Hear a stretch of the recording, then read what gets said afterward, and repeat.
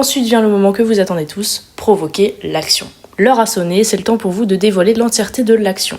Pour cela, vous pouvez faire monter davantage la tension de la scène de manière rapide ou causer un événement qui déclenchera immédiatement cette dynamique. Exemple, une vitre qui se brise, un klaxon dans une course-poursuite de voiture, un geste précis comme une gifle ou un baiser par exemple. Vous pouvez aussi opter pour un dialogue court comme une provocation ou une déclaration selon votre préférence et le mood de votre action.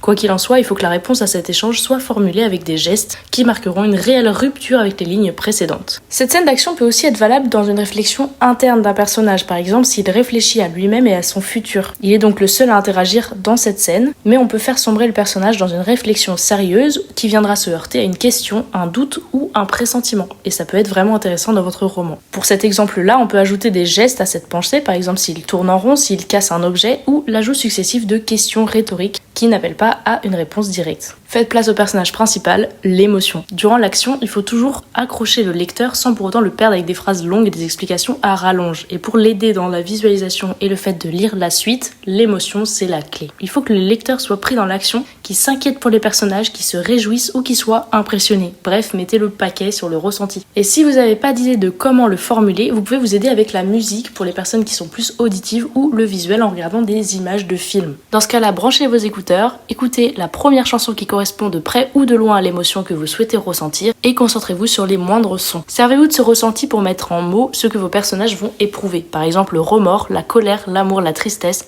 tout ce qui peut servir à votre action. Pour que ce soit un peu plus concret, je vous laisse avec une scène de combat que j'ai inventée. Vous pouvez faire pause pour le lire. Et si vous voulez vous entraîner à l'écriture d'actions diverses, je vous laisse avec différentes suggestions de thèmes, la liberté, humain, céleste, équilibre, amour ou encore voyage.